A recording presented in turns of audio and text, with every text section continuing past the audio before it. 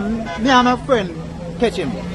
Yeah, we get piece of rope and we get him right there. I there for 35 years normally there. And I second on the sketch in the same doing the gully.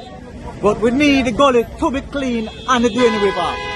If it's clean now, then they're alright. Then they keep back down to river side. But then keep on coming up in the gully because the gully high and bear back and everything in the gully.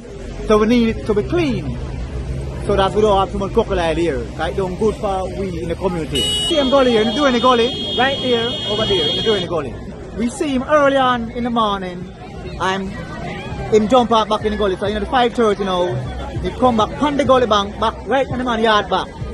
So at this how we get to catch him in the evening. It's dangerous to the community, I'm telling that.